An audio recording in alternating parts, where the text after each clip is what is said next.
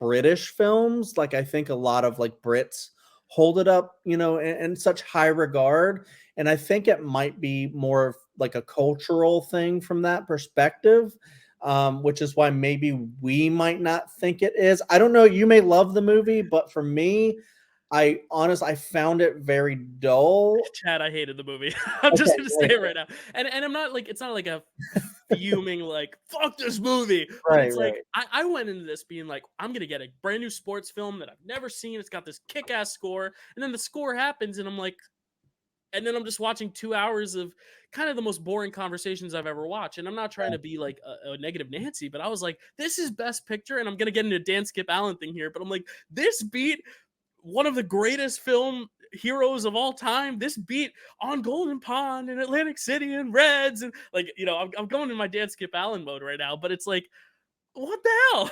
And I'm not, I no disrespect. There's some great people on this movie. I love Ian Holm. I love Vernon Dursley. I don't love Vernon Dursley. I love the actor. But I don't know. I don't get it. I love Vangelis. I love the score, but even like I Yeah. alluded to earlier, I don't think the score necessarily fits the movie it's in either. Like this doesn't feel like that score doesn't really feel like it belongs in a 1920s running film. I don't know.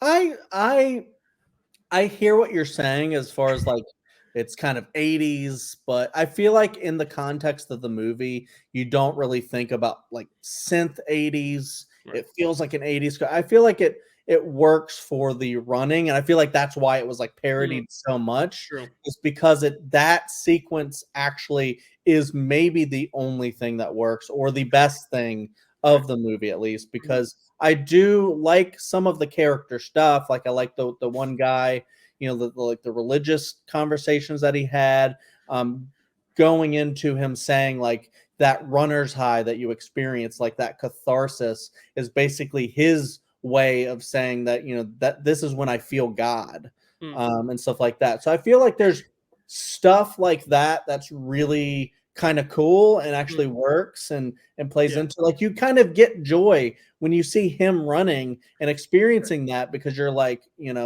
that's this guy doing something he loves, experiencing God, and just like, just having pure joy. Like you almost feel that joy with him. Yeah. But other than that, I think you're right. And like, a lot of the movie is just drones on. One other thing I wanted to add, though, that the wife and I noticed is, I think it maybe was the American runner, but it's Dennis Christopher. Wait, is the that character or the actor? Hold on. Oh, Dennis Christopher, who plays Charlie Paddock. Yeah, he's the American runner. Yep. Dennis Christopher. He's in a horror movie nobody really talks about that Carrie and I saw, called Fade to Black. Oh, and interesting. Carrie was she was like, wait a second, I know this person, and that's exactly why. But that was a fun connection. Chad, I'm about to blow your mind even more. You also know him from a picture this winning film, Django Unchained. He is also he's the guy with the glasses, with the beard, the mustache. He plays Leonard Mogwai. I'll try to pull up a picture of him in Django. There he is, right there.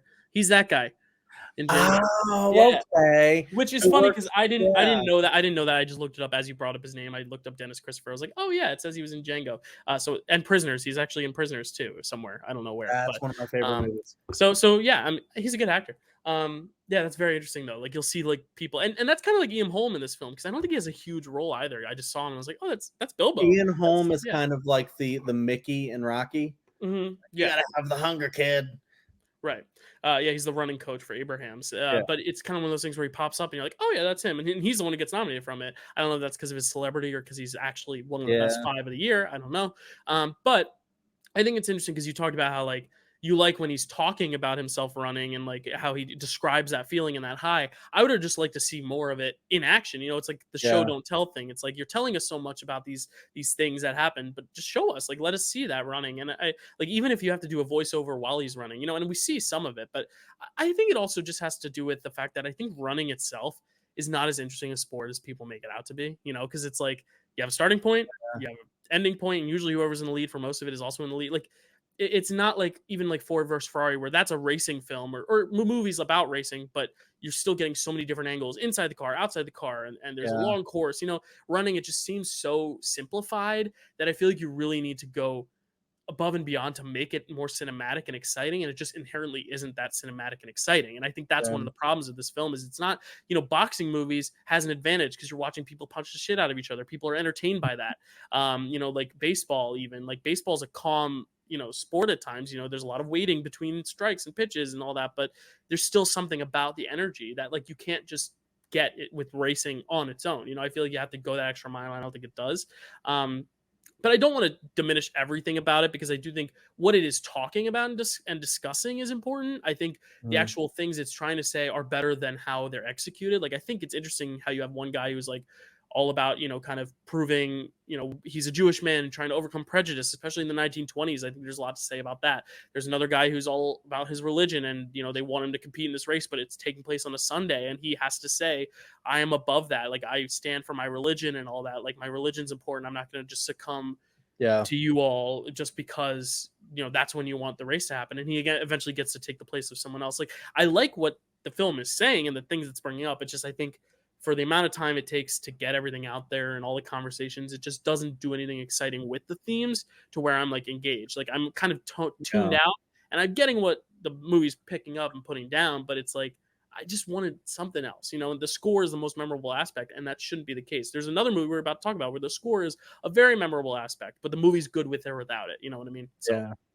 So no, that's a great point, and those are all great points. And like, what you had got me thinking about was just thinking about Chariots of Fire in the context of its relation to other sports films, because you have so many, like, I don't know why, but it feels like one of the most exciting sports to watch in movie form is tennis, because I know so many great tennis movies. So you like Battle of the Sexes and King Richard and all these, and you can approach it from like two different kind of ways where you do a lot of the the tense action sequences that are sports themed and stuff. You can do it with car racing. We did it with street racing, The Fast and the Furious. We have stuff like Ford versus Ferrari and Rush and all these things where you can make the racing sequences very tense and really fun to watch, and also terrifying to watch because there's a lot at stake. But with running, there's really not that much at stake unless someone has a heart attack or something. Right, which is sad, but and running can make for good scenes. Like in Rocky, the running scenes are some of the best, but it's because it's achieving a further goal, and it's like kind of building the momentum to the final fight. It's not the final moment, and this is just building up to the run, which I just don't think is as cinematic, And if they could have like maybe filmed some of the races in a more, kind of cinematic way where it's like the tension of, is he gonna pass, who of these five is gonna end up, and I feel like, well, there was one of those scenes where you're really rooting for that one guy to win because he's just like the top dog or whatever, so you do get that. But then also to your point, you could have had a different kind of sports movie in this where maybe the actual running scenes aren't the best, but everything else is like really well written and fantastic and just so engaging. And we've already had a picture this winter that's done that, and it's Moneyball. Yeah, exactly. The sports scenes aren't the memorable parts of that movie, and they're good, but it's the conversations. Exactly, nailed it. Yeah. One other thing also is, and this is just, you brought up tennis, and it's interesting because tennis is just hitting a ball back and forth, but the key there is back and forth. There are two perspectives, and there is a back and there's a forth. There is an opposing force. There is a force you're putting on someone and receiving back. Here, it's just you yourself, and there are other people you're racing, but it's like, combat sports, and I hate to, say, we need combat in films, but like, it just inherently, even if it's not hand-to-hand combat, like tennis, like when you're playing with someone else, there's always just an extra element that helps. Whereas racing, it's like they set these two up to be rivals, but even then we get very little of them together. It's more so their own separate journeys. Like this guy's about the Judaism and trying to overcome that, and this guy's about the Christianity and trying to overcome that. And it's not really a lot of their rivalry. Like, at least maybe make it more cinematic and make them more rivals. Give them a little bitterness toward each other. Like, give me some juice, give me some tea. But I feel like we don't get that, and I just wish, for a film that in the synopsis says kind of rivals, or they don't say rivals, but two British runners, you would think that's your opportunity. You're making a movie, you're not making a documentary. But I don't know. I wasn't born in 1981, so I have no say. And this isn't as awesome as it would have been, in recent lights of a given actor. But just think about like all of the really cool character stuff in Creed 3. If you haven't seen that movie, that's that back and forth of the two opposing forces is just incredible. It's right, because there's a history. You understand their separate motives and their relationship with one another. Exactly. Like, yeah, I just feel like the Rocky movies are so good because the villains are also so good. Are yeah. even more. They're even more memorable than Rocky at some points. Like people remember the third movie because of Clubber Lang, because of Mr. T, not because of Sylvester Stallone. He's great, but you know what I mean. Like, I think that's the key. You remember Drago in Rocky 4. You don't remember Rocky in Rocky 4. Yeah, so I mean, it is what it is. Chariots of Fire won Best Picture, but then it's like one of those things to where I don't think I would personally recommend it to anyone unless they're doing the same thing we're doing here, and being completionists. Even for the score, I wouldn't recommend people watch it for the score, even because I think you could get that on its own from a YouTube clip. You don't need to watch the full film to get the full score's effect. I was gonna say the same exact thing you just said, but then also like I just wonder if maybe because it is ranked really high on like British lists of like a great British film, and like sometimes like I'll agree when there's like a great like British film, it might be something I really love, like Monty Python or something like that. But I wonder if maybe just like our culture is just so different sometimes that this movie could really work for someone across the pond. So I'm just wondering. There it is. So the Chariots of Fire, it actually is number 19 on the BFI Top 100. So yeah, the Brits love it. So Alan, if you're watching, let us know what you think. Do you like this movie? Because we're only two people, we're only two Americans. Chariots of Fire, though, the Oscars loved them because it was up for 7 nominations, 4 wins. It won Best Picture, Best Original Screenplay, Best Original Score for Vangelis, and Best Costume Design. And it was nominated for Best Director for Hugh Hudson, Best Supporting Actor for Ian Holm, and Best Film Editing. Now, you did mention Across the Pond, which was a perfect segue for the next film. I had to get in the Oscar info, but imagine Chad just said his pond comment, because now we're going to go on Golden Pond. And actually, I'm getting a little warm, so I'm just going to open up my.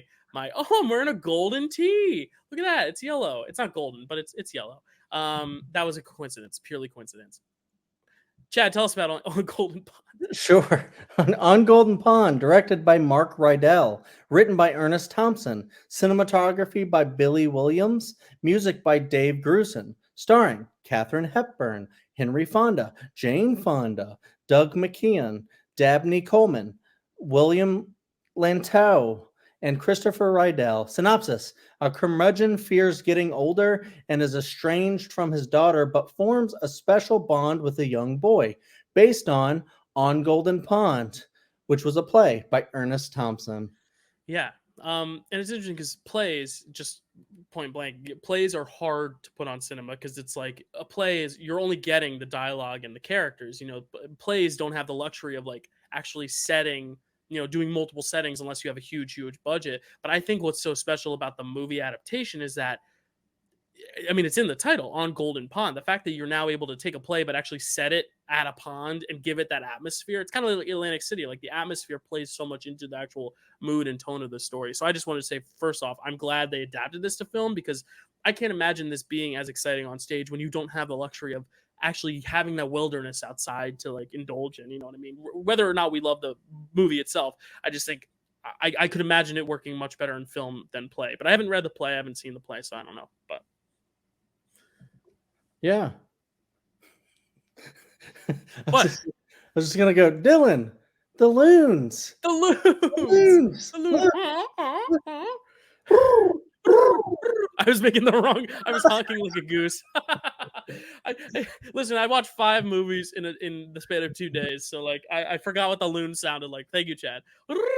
There it is. Here's what you need to know about On Golden Pond. You need to know about ponds. You need to know about loons, and you need to know about Parcheesi. And you need to know when to take the insult, "You old poop," because I think it's my new favorite insult. Thank you, Katharine Hepburn. I'm going to call everyone an old poop from now on. I texted Chad when he was watching. I was like, "You old poop," and you were like, "What?" I'm like, "You'll see, you'll see," because she says it like Mhm. 9 times. It's a lot. Yeah, She because calls he him an old is. poop. He's an old poop. They are both old, and that's another Well, thing I was she's talking about. old, he's ancient.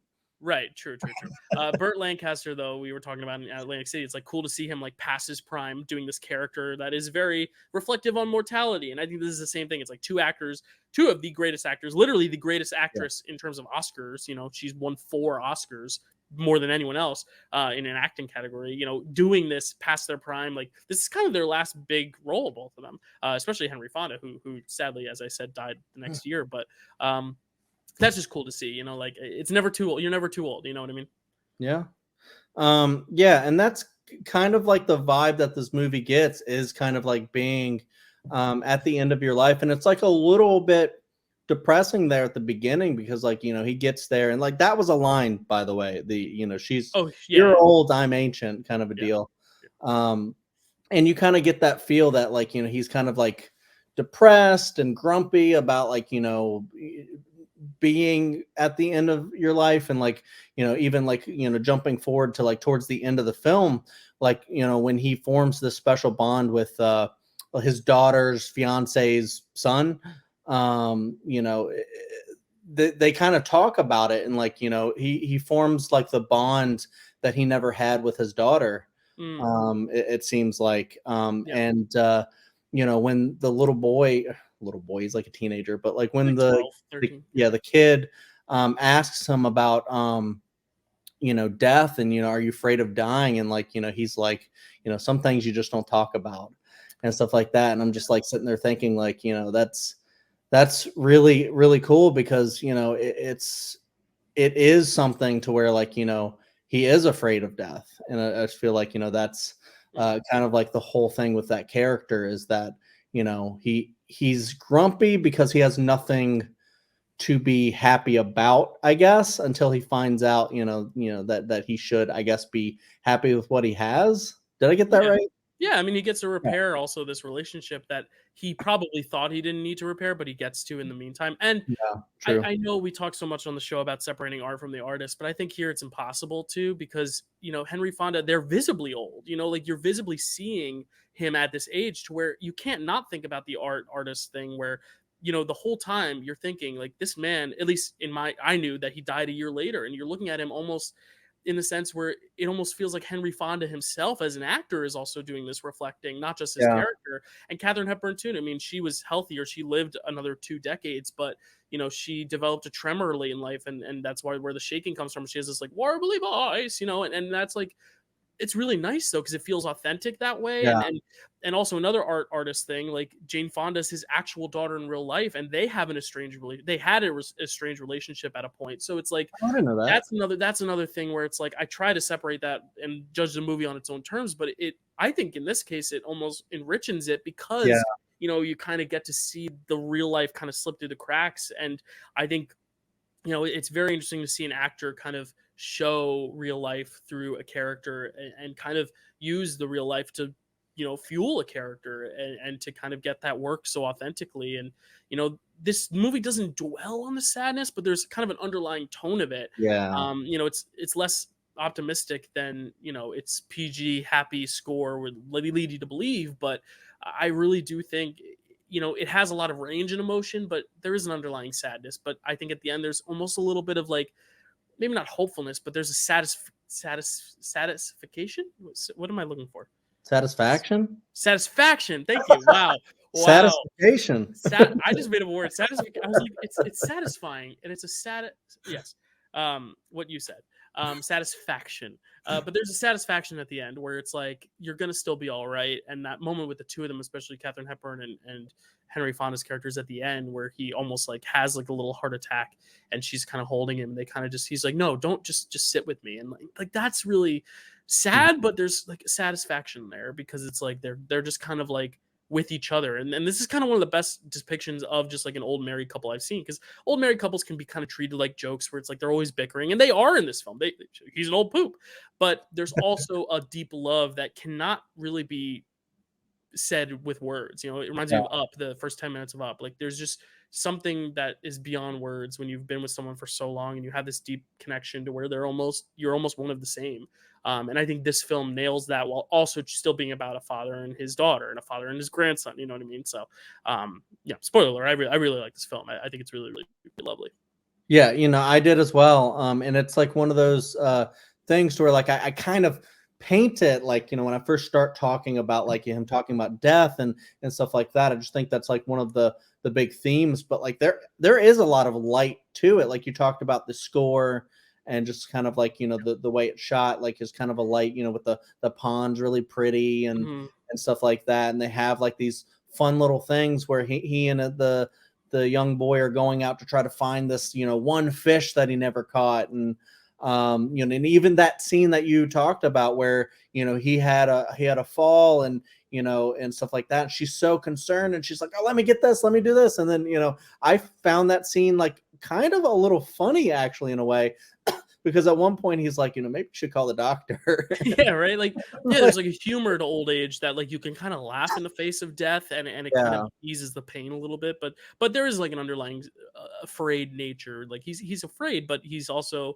confident in himself and his relationships to where if he goes tomorrow or if he goes in 10 years, there's still like a satisfaction, you know. Yeah. Um, Yeah. He kind of reminded me a little bit of Bruce Dern from Nebraska. Yes. Oh my God. I was watching this and I was like, Bruce Dern is this generation's Henry Fonda at this Right. stage. Yeah, 100%, 100%. And I was just sitting there like thinking like the conversations he would have and just like the way he would like pick at people and Hmm. just kind of be a little rude, call his daughter fat and just say all these like things that are like it's just inappropriate, but like he's an old man, so he just says what's on his mind. Right. Yeah. And Um it's not problematic either. And that's the magic of this film. Like, cause that could easily be taken as like he literally just called his daughter fat, but there's something about it where you're still like forgiving of him somehow. And I think that's the testament to the way these characters are written and yeah. portrayed. That you get like this sense of like, oh, he's an old grouchy man, but you still kind of love him. You know what I mean? And I think the Yeah. husband or the fiance is a really key factor in that too, because he's not in the movie for a lot. And honestly, as he was going, I was like, why didn't this guy get nominated? Then I see he's only in like 10 minutes of it. But his scene with him at the beginning is really great too, because you have a bit of the judgmental, like, is this guy an asshole? Is he a cranky old grump? But Yeah. also you kind of see slivers of okay, like he's got a good head on his shoulders. Like there's almost kind of like an interesting tug of war going on there that's not like too bombastic, but it's a nice little play with the two of them. I love that scene, and I wish that guy was in more of the movie. But yeah, you get like scent flavors of that and flavors of who Henry Fonda's character is in that scene specifically that I think kind of sets him up for the rest of the journey he's going to go on, which I think is important. Yeah, no, I 100% agree with what you're saying because, like, you do kind of get like a little different vibes with this guy. Um, every so often you'll get like oh, he's kind of a jerk, and then you'll get, and I'm talking to Henry Fonda's character, Right. and then sometimes you'll go, he's funny though, like he's really Right. the deal, that kind of a deal. And then I think that, but it makes him into like a real like person Yes. that you would meet in real life. And Right. I think it also aids into that whole dynamic between him and his daughter, where every time she comes up, she kind of has that face where she's like, what's he going to say? What's he going to Yeah. do? Is he going to be mean, really mean and just like make me upset? Is he going to, just do something that's going to embarrass me or just, whatever. Mhm. And that she just does not enjoy being there because he is the Right. way that he is. And I have similar relations sometimes with my parents. So Yeah. I think we um, all do to some extent, at least. to some extent. And so I feel like, but the way it paints it though, I really like, because you have that dynamic where at first, she's kind of like, this is never going to work. He's too far gone. He's an asshole and he's just the worst. And then she leaves and she comes back. And then the next time she kind of says that, her mom like, scolds her and she's like, look, if you're going to make this work, it requires both of you. Like, not if you are the way that you are and keep going on that path and he's the way he is, no one's ever going to reconcile and he's just going to pass away and then you're going to regret it. Right. And then it's, it's like you unfortunately might have to make the first move and then see if he's receptive to actually continuing a relationship. And I feel like when she is upfront with him, and then she challenges him, and does the backflip, and just all that stuff, it's just like a lot of really good character Right. stuff between them.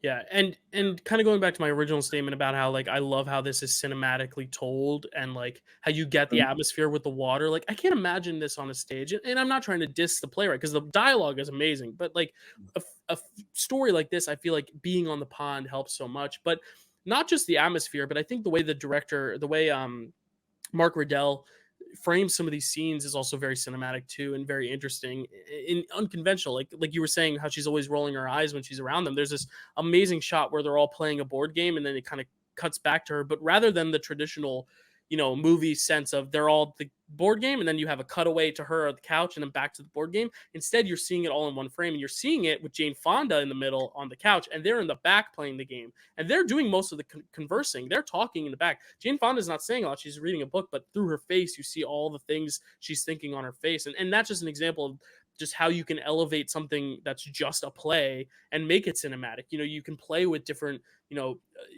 proximities of actors in the space. And I like how they kind of make this more cinematic and do things like that, and try to still keep the nature of the play and the dialogue while also playing with the fact that there's a camera now and you can capture it from all different angles. And I love that. The fact that they're all talking about the board game, having a fun time. And he's like, oh no, she never liked that. She was never good at that game. She didn't like that game. You just kind of see her like kind of look up and like roll her eyes and look down. And she says like, so much with no words. It's amazing. And then she's like, but you're too competitive, kind of a deal. So. Right. And honestly, if she was in this movie more, I think she could probably win the Oscar. I think she's nominated because she's great, but she doesn't win because she's not in enough of it. And I think that's another beautiful thing too, is like we said earlier, the art and the artist and whatever, but like knowing their real life relationship, to see also him win the Oscar and her go up and accept it for him, that almost feels like a full circle moment for them. And I imagine on set, those scenes where appreciate your dad while he's still around because he might be gone soon. Like I'm sure those moments were really tough to film for Jane Fonda, especially. But I think they're more gratifying because she got to like do that on set and have a document. Like this is kind of the last document of her and her father, which is kind of awesome for her. That it is this story about reconciliation, and that she wins the Oscar. He wins the Oscar and she accepts it on his behalf. It's just like an important, I think, landmark and time capsule piece for the Fonda family. And I think that's just something that touched my heart when I was watching it. I was like, this just must be so meaningful to Jane Fonda, because she went on to do even greater things after this, and was already an esteemed actress at the time, but she's still working and still doing great things. She's in both of the old lady movies, Book Club and 80 for Brady. So she's thriving. But this is definitely a monumental one, I'm sure. Honestly, like, if I had known that whole scope, like, the art mirrored real life there, I think maybe, because I really, really like this movie a lot. Yeah. But I feel like upon rewatch, because I feel like this is a movie I would rewatch. Same. Yeah. That kind of knowing that history, and then knowing that she accepted the Oscar and stuff like that, I feel like it would actually make it deeper. Even though it's already deep, if you don't even know that stuff, it already works. Right. And it's interesting because Henry Fonda wasn't the first choice to play this role. It was supposed to be Jimmy Stewart, but he turned it down. So that's also really awesome that it ended up being Henry Fonda, because then we get this great performance itself, but then this also great moment with Jane Fonda, and then of course he wins the Oscar. So I just feel like it was written in the stars, that he was born almost to play this part, if it makes sense, Yeah, and of course, like as always, Jimmy Stewart would have been fantastic, but of course, yeah. I feel like the art and the real life aspects to it, I think makes this a better movie than that would have been. But then also, I did want to touch on, because you were talking about the play versus the cinematic nature. I do agree with everything you said about like, kind of being, elevated on like a different kind of like scale, but it's just such an interesting like dialogue to have about, play or book or, whatever versus, cinema and movies. And it's just like a conversation you can have about The Shining, Harry Potter, where it's like, the book is one thing, the movie is sometimes something completely different. Right. Neither are bad, and both are kind of great like on their own. So I kind of like wonder about the play itself and I'm just like wondering, like, you know, if they are mostly just like referring to the pond a lot. I feel like that could Mhm. be an interesting way to tell the Yes. story as well. But Right. you don't get like crazy, you know, action stunt scenes with the old man flying off of Oh the my boat. gosh. When that happened, I was like, "Holy shit. He went flying." And, like, I know Henry Fonda would probably be game for anything, but it's obviously not him. But I'm like, Yeah. "Wow." Like, in the moment, I was like, "Well, he did that? 80 years old? What?" I think he And was a little younger. I think he was, like, in his late 70s when he filmed it, but yeah, it was amazing. I was like, "Wow." but then it gets like you know, really sad because like he hit his head, and you're like, oh my god, is he about Right. to die right now? Yeah, that's Um, the only problem with I have this film is because like, whenever it's a movie about a dog or it's a movie about an old person or an old couple, they're in jeopardy. I think Old Yeller and Amour both kinda scarred me for this, where I always think the old person or the dog is gonna die, and it's like Yeah. I have to almost kinda, like, watch it being like, "Oh, no. Oh, no," and I forget what film it was recently. I think was it The Meg? No, I don't know. It was some film that was like, "Don't worry, the dog lives," or something like that. So to like entice you to come see the movie. Is it maybe it's the new movie coming out, Strays or something? I forget what it is, but Uh, it was like marketed where it was like, "Don't worry, the dog lives." Yeah, what was it? It was like a big one. It wasn't something coming out. It was something that just came out. Anyway, if I think of it, it feels like some sort of comedy that would have done that. yeah, Yeah. or maybe it was Prey? I don't know, but it's like the dog lives, don't worry, and it's like one of those things because everyone had reservations about it, Yeah. and I almost kind of wish they did that for all movies. So it's like, no, the old people live, but I get like you wouldn't want to tell them that because if Right. you know if it's the opposite and they die, you know they don't want to tell you that. But like Exactly. I'm always nervous. Like I always have a problem watching, especially old people die. It just makes me sad. So I'm glad that didn't happen. And I guess that PG-13 rating or the PG rating, I should have known it wouldn't happen. But I was like, I was just worried the whole time. So, but I guess that helps the film because it means I'm invested in the characters, I guess. But the whole time I was like, Yeah. oh no, is something gonna happen? And they fake you out a few times. The hit in the head, the heart attack. I'm like, Yeah. this is gonna happen, and I'm not ready for. I'm like, I'm not. Nope, nope, nope, nope. Yeah, that would have been really sad way to end the movie. So I'm glad that didn't Right. happen that way, because it's kind of sweet. I mean, you know, he probably didn't last much longer than that, but you know, Right. it The is what it is. character and the actor too. But So, I before we stop talking about this movie, because we could probably talk about this one a lot. Uh, I really like the relationship between him and the young boy, mhm, because I feel like just a lot of like opening him up and kind of showing him like kind of the error of his ways, and you know, don't always be like that. And it's just like simple things like when he yells at the boy and he's like, you don't have to yell at me. You know, like I was gonna do what you were talking about. I can like follow instructions and stuff. You don't have to scream at me. You can just like, you know. And then he says I'm sorry, and it's like a very humble moment for him. And it just, yeah. you know, I really dug that. But then like the one that like really crushed me was when, you know, they've developed this relationship, and then the little boy almost kind of whispers like, "I'll miss you," kind of a deal. Oh And it's yeah, like, I know. Ugh. wow, that's heartbreaking because it's like the special little friendship. Like, Mhm. you know, of course he and his wife have their little relationship, but with everyone else except for this little boy, um, uh, he's kind of like everyone sees him as just the curmudgeon, and Right. the young boy sees him as something else, like a friend. And Mhm. it's like, you know, just those relationships that, you Yep. know, uh it just really can be really Yeah. deep and life changing for both of them. Yeah, and it's unconventional too, because when you're watching it in the beginning, you think it's about him and his wife, and then the daughter gets introduced, and you're like, "Oh, it's going to be Yeah, about him and his daughter." And then they have that scene with the daughter's fiance, and you're like, "Oh, it's going to be about him accepting him." And then the two of them go off on vacation. You're like, "Oh, it's about him and the kid." Like it almost kind of like teases you and shows you each scene to then like say, yeah, "But it's really about this," and then by extension about him and his daughter. But it really is interesting how that's the relationship they choose to focus. But I do think it's important to mention Ethel's character real quick, just because like their relationship is so solid and established. They don't really go on an arc themselves, really, in terms of their relationship. It's much more him and this kid and him and his yeah, daughter.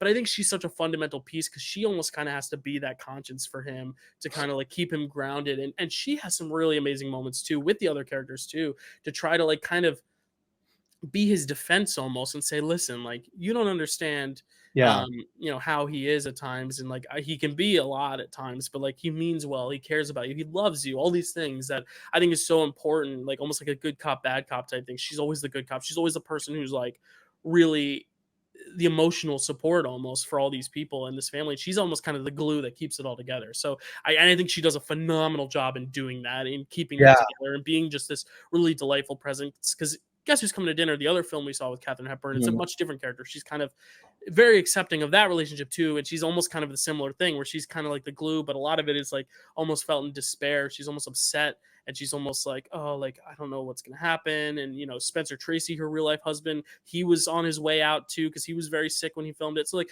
there was a lot going on for her in Guess Who's Coming to Dinner, but here I feel like she could kind of just enjoy herself and just kind of be this old nice lady, and I kind of like that. I kind of prefer that. It was very nice to see her in this phase of her career after seeing her in that. And I'm excited to watch her in more because we're going to watch her in more for sure. So I'm very excited. Yeah, she's great. And I agree. I like that she could just be herself. And, she, like you said, she like had the tremors and stuff like that and just like made it a part of the character. And it's not like anybody, has to bring it up. And, it's just like an old lady. But yeah, like exactly like you were talking about how like where, she supports him. Like she doesn't defend the bad things that he says and does, but then, she also says like, look, you see him how many times? I live with this guy. Like I know who he really is. And like how he presents himself to you most of the time is not his full self. And so, you get to know him a little bit more, and then maybe you'll see those sides as well. And you can come to love him just like I do. And I think that's a really special thing. One last note that I had was I messaged you about this, but the little boy or the young boy, when he ran in and he's like, he's talking about his now like stepmom, mom, and his new kind of grandma are about to go skinny dipping in the pond. Yeah, the PG movie involves it. You don't see it, but it involves them going skinny dipping. He runs in. He's incredibly excited about this. And then I'm like, okay, he's now reminding me of Demi from The Room. He's just like, they're going skinny dipping. I like to watch. Right. Like, yeah. Oh my God, kid. It is funny because it's a little awkward, but it almost feels like one of those things where for him, it's like, it's kind of the sensation of peeing in the woods when you're young. You're like, oh, I'm peeing outside. I'm not using a bathroom. It's more of like a giddy feeling of, oh, we're skinny dipping. We're doing this thing we're not allowed to do, rather than the husband who's like, that's hot. Like if the kid had followed it with, and it's sexy, then I'd been like, whoa, man. But luckily, what's the real gold in that pond? Yeah, so I don't know. It's and then he's like, it is very funny though. It's very Denny. And then he had like the conversation where the I think Henry Fonda's like, are you gonna go skinny dipping? He's like, no, I keep my parts to myself or something like that.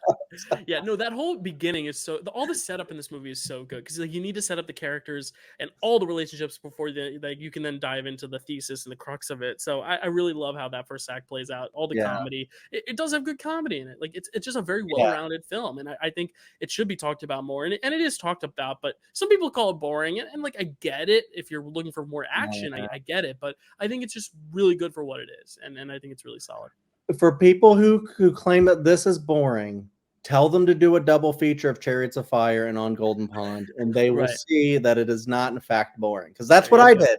And juxtaposed between the two, I was like, On Golden Pond is actually a really interesting, fun watch. I really enjoyed that movie. Yeah, On Golden Pond, nominated for 10 Oscars, only wins 3, but it's the most nominated. Actually, no, it's not the most nominated. I should not say these things before I look down at my paper. On Golden Pond, though, is nominated for 10 Oscars, wins 3. It wins Best Actor and Best Actress for Henry Fonda and Katharine Hepburn, and it wins Adapted Screenplay.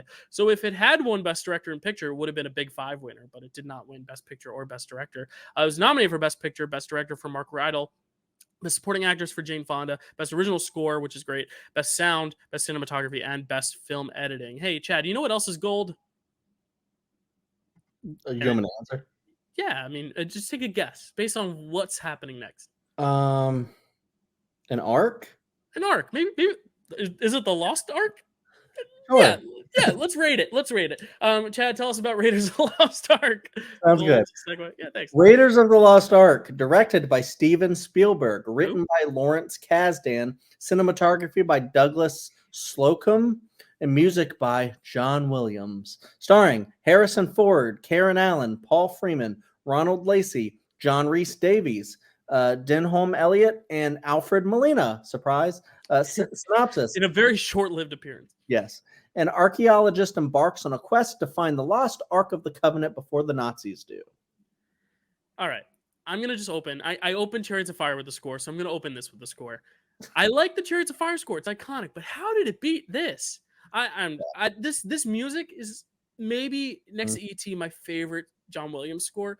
Actually, Star Wars, Jaws. It's so good. He's so good. Great, Jurassic dude. Park. No, but like this score is so iconic, and it works for the film. It doesn't feel out of place. Oh, the score is so good. Anyway, let's talk about the movie though, Chad. Raiders of the Lost Ark. You ever heard of this one before? Picture this, or I have, and you know what? I love the fact that it's just Raiders of the Lost Ark, and it's not like Indiana Jones and the Raiders of the Lost. You know, I was gonna say you watched your Blu-ray, right? Because I have some bad news. Disney Plus has added the Indiana Jones MB to it, gotcha. and I am mad. I'm mad as hell. We haven't gotten to network yet, but I'm mad as hell. Can't take anymore. It's Raiders. It's not Indy. It's Raiders. Yeah, and I like. I kind of wish they were all just Temple of Doom, The Last Crusade, and you would know that it's an Indiana Jones movie. You don't need I mean, Harry Potter works because it's adapted from books, so of course they're all going to be Harry Potter and the blank. But yeah, anyways, title aside, this is one of the most iconic movies ever, one of the greatest movies ever, by one of the greatest directors ever, scored by one of the greatest composers ever. I mean, there's a reason why. The best director, the best composer. Sorry. Yeah. I mean, in my opinion, in your opinion, maybe in mine as well, especially for composer. I think it's especially hard to argue with him. But yeah, it's hard to argue with Spielberg as well, unless you're looking at maybe like his 2010s or something like that. But hey, War Horse is a banger, y'all. Tintin, I fuck with Tintin. It's such a good one. It's a good one. I love Spielberg. It's just the way you said that. I wish every Spielberg film were nominated for Best Picture, even the ones that aren't as good. Like Temple of Doom is my least favorite Indiana Jones film, but it's still good. Like, I mean, there are elements that are not, but like, I just think him as a director, he always brings so much greatness. And we're going to talk about more of his movies for sure. There's a plethora we haven't even gotten to yet, but yeah, this is absolutely one of his crowning achievements. And I might have to do a ranking at some point of Steven Spielberg. Oh, I am so there. I'm the first one you call, please. Gotcha. I mean, call Carrie first, but because she's right there with you in the house. But yeah, I'm gonna have to work on it because that would be really fun. Anyways, Raiders of the Lost Ark is an extremely fun movie, and I think that's why it's so great. Is that it's good on like every like kind of level, like the performances, the story, the the way everything's crafted and shot, because it is a Spielberg film, but it's so fun. It's easily the most fun movie on this list. It's easily the most recognizable movie on this list. A lot of this goes without saying because like I feel like most people have seen this movie, and there's just no reason looking back on this why this shouldn't have won Best Picture, because it is crafted. I mean, when that movie comes out, you don't know the legacy that it's going to have after the fact, but even just looking at it and seeing how it's shot and how all the tension comes, the scenes, with him, crawling under the car and, doing all of that stuff. And just like the epicness of trying to find the Ark of it's like this great, like serial kind of like adventure story. Harrison Ford, he's like a teacher that girls just stare at the entire time. So he's a hunk who goes out and risks his life, gets really dirty and like almost dies. He's like awesome because he's like going through this thing and like he's so smart too. So he doesn't get stabbed by any of the things or run over by the boulder, but Alfred Molina does. When he tries to. Oh, he does. He does. Yeah, good makeup. The fake body they make up. It's pretty good. Absolutely, and you get to see like him trying to get away with something, and then immediately instant karma, as we say these days. Yeah.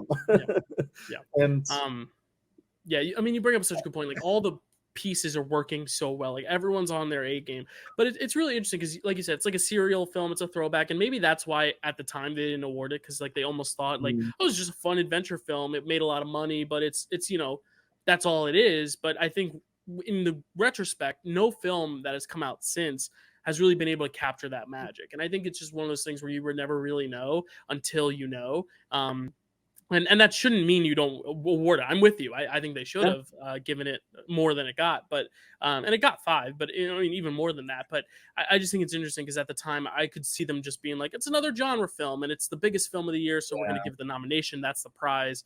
We're still seeing it today. I mean, last year we had so many technical juggernauts with Avatar and Top Gun, and the one that won was also a technical merit. You know, like there was so much visual effects going on and everything everywhere too. But you know, like it still happens where like the biggest film of the year is almost given a consolation nomination, not ever really taken seriously enough to be the win. In terms of like the big blockbuster, your Mad Maxes, your Dunes, like all the ones that put in all the effort in the technical limit. Now, in the Raiders of the Lost Ark's case, and in a lot of those films' cases, like the story is also really good too. Like even if it was done in like a B movie budget and fashion, I still think the story works well on its own. But it really is what Spielberg brings to the style that elevates the story rather than vice versa. Like I think the style only helps the story, and that's a good thing. I think you get someone who's just at the top of his craft, knows how to film adventures, but I think it's just so interesting because this is Spielberg wanting to make a revenge picture for the Holocaust. He wants to take his revenge out on the Nazis. But instead of making like a drama, making his Holocaust movie like Schindler's List now, like that was a blank check from all these films. But instead of making that, he decides to disguise this revenge picture as an adventure film. But really, it's just a movie about how much Steven Spielberg fucking hates Nazis and how much he wants to see them burn, literally melt their skin off. And I think that's cool. I think it's like, you know what? Fuck you, Nazis. I'm going to make not only a film criticizing you and getting revenge, but I'm also going to make it thrilling as hell. I'm going to make 6 of these or 5 of these, however many there are, and I'm gonna make this like one of the biggest phenomenons ever, and put this handsome guy, like you said, it's got that mainstream appeal. Like I think everything was working in this film's favor, but at its crux, it really is a personal story for Spielberg. It's like him kind of like being the hero to take down the Nazis. It's him like kind of doing this revisionist history almost, you know what I mean? In similar way that Tarantino did with Inglourious Bastards, and I think there's such a charm to that, despite it being so thrilling. That's at its crux basically what the main goal of it is. And that scene where the Nazis go is so good. I mean, like the makeup effects on that, the fact that didn't get nominated for makeup, I'm like, you introduce a makeup category and only nominate 2 movies and you don't include Raiders? Like, what? I don't know. Well, makes sense. So good. I could go on and on. I mean, there's so much to talk about. Yeah, no, I mean it's just one of those things. It's just it is such a fun movie, and I love how they bring like not just this movie but the entire franchise, like kind of like a supernatural, I guess, in a way, like element to it. It just makes it like really kind of otherworldly, and that the Ark of the Covenant is real, and this like it's not just kind of a thing that they get, and it's just kind of boring, but it's actually like really fun and exciting, and like there's real, and then Temple of Doom, people are ripping hearts out and shit, and there's just like a lot of like really cool sequences in these movies, and this one in particular, I think it just makes it really epic. Yeah, and that's why, along that note, a lot of people, when they criticize Crystal Skull, and that film does have flaws, but I'm a defender of it. And I think when people criticize it, they're like, aliens, that's dumb. And Indiana Jones, and I'm like, literally the ending of Raiders is them all being like zapped by this mysterious voodoo power that comes from this ark. Like it's never been realistic. I mean, there are realistic elements of it, but it has been, like you said, almost otherworldly. And I think that's what's great. I mean, that is what the serials they're based on are. Like, it's harkening back to this era where things like that happen. I mean, you think someone can actually just pull out someone's chest with their bare hands in Temple of Doom? No, like these things are otherworldly, but I think that's what makes it so special and what makes him almost like a superhero, despite looking like us and feeling like us and having flaws like us. He feels like a superhero because he's able to like be put in these circumstances. And granted, if the movie, I mean, it needs indie because it's an indie movie, but like if the Nazis get to the Ark of the Covenant and then they open the Ark of the Covenant destroys them all, like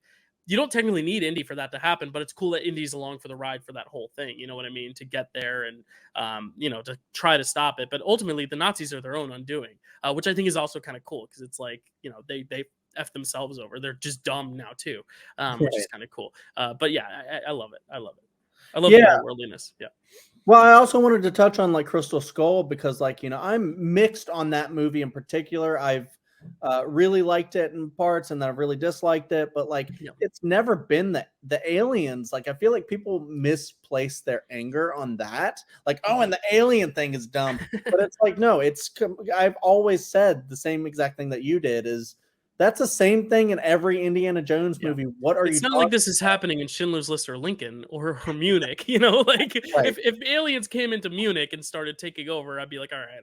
Well, But because I mean, like, it's a thing where it's like most of the indie stuff has been like religion or mysticism, as far as like, mhm, cultures with like voodoo and stuff. But with aliens, like, that's kind of another like very mysterious thing, to where we go, it's likely that aliens exist somewhere, but we just don't know what form. Are they going to invade us, kind of a deal? And so I think that opens up to that. Like, if you just keep doing religious stuff, it's just going to be, get old. So I feel like that's an interesting new direction. I think the where Crystal Skull fails, where Raiders of the Ark succeeds, is that with Crystal Skull, I feel like a lot of it looks very studio produced, mm, CGI heavy, and everything looks very clean and perfect. And yeah, whereas Raiders, everything looks dirty and like they've been through some right. shit.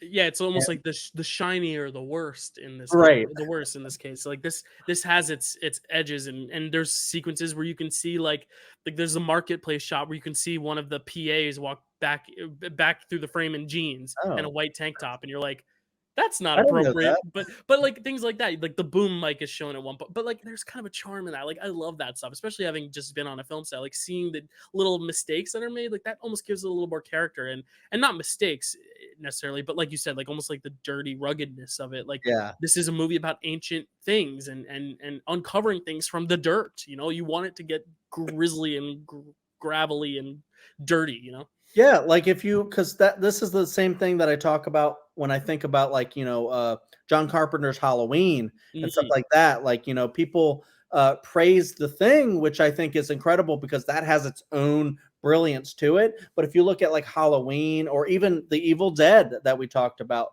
those things, they're people will pass them off sometimes as like it's dated, it's old. We Mhm. have better stuff now, but it's like, no, you look at the polished, like, I know you didn't love like Evil Dead Rise and stuff like that. You see a Mhm. lot of these that have maybe a little bit more CGI. Maybe it does some practical Yeah, stuff, and but that it has was my with CGI the in Evil it. Dead Rise, is it didn't have that kind of grime, that B movie grime. Yeah. Exactly.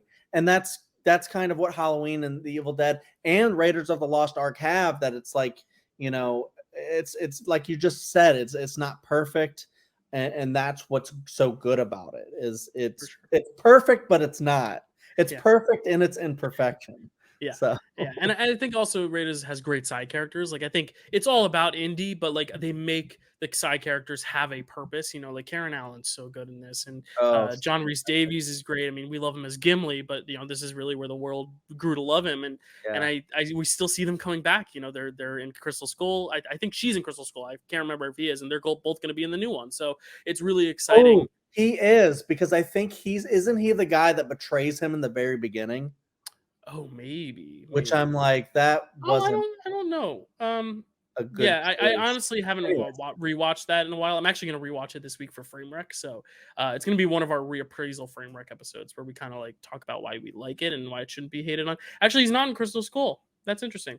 So he was a not in different Crystal Skull, character but I'm thinking of yeah, but then. he's gonna be in the new Child one. So Destiny. so it's Cool. cool that like we see these legacy characters, but it still gets to be Indy's film, and Indy's really the thing that took off. And Harrison Ford is an established movie star at this time. He's Han Solo already, so to be Yeah, able to create two characters that are dude. equally, if not more, like a second character that's equally, if not more, notable than Han Solo, like that's magic. And that's not just Spielberg and Lucas. That's him being great too. Like he Yeah. has to bring it to the role. You know, it's amazing. And then you have, like, I think just a little bit later, Deckard, and stuff like Yeah, that. So like exactly.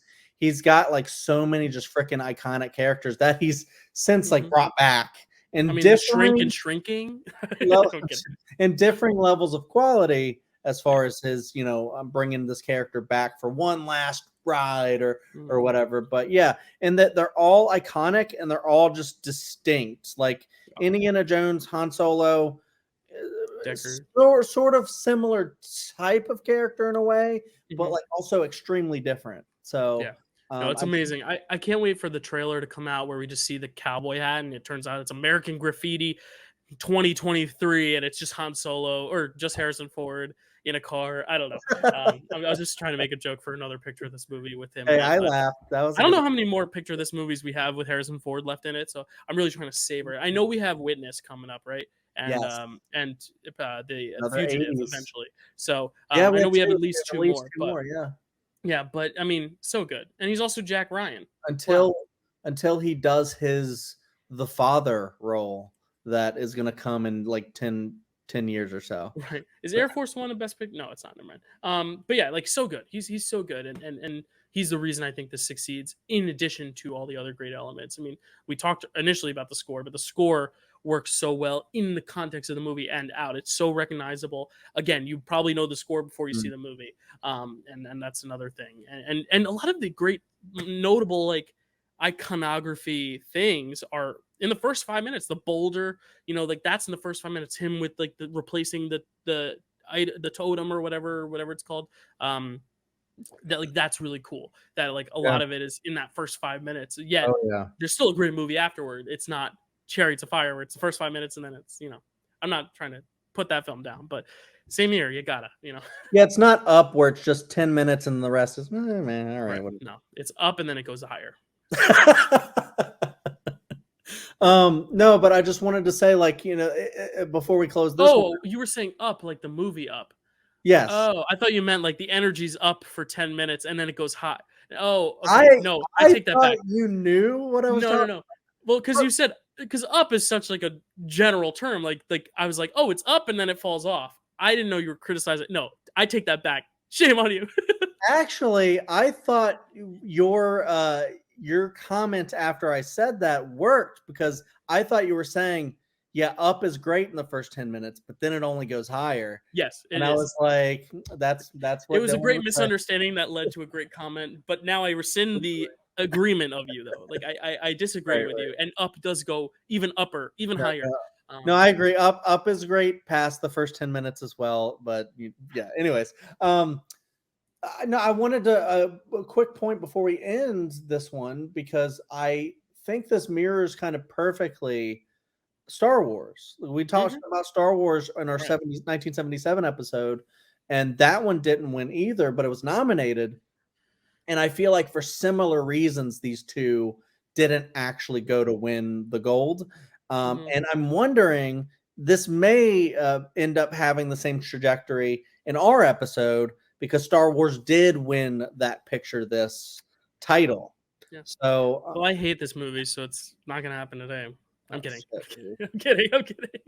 Well, you don't have any Indiana Jones stuff like I do. No, I actually, that's one of my flaws is I really don't have a lot of Indiana Jones merch. I became a recent Jonesy fan. Like I grew up watching these movies, but I wasn't like a mega fan until like I saw Kingdom of Crystal Skull in theaters, but I wasn't like a huge fan. I went to Disney World. I went to the stunt show that they do where like they bring someone up and have them run past the boulder or whatever. But it wasn't until I think the pandemic actually where I was like, I should watch these again. And I grew to love them even more. And then Everything Everywhere All at Once happened. So I grew to watch some scenes from Temple of Doom because I wanted to watch him in that, Ki Huy Kwan. So like I've kind of become an even bigger fan, like literally in the last 3 or 4 years to where now I'm like all in on this new one.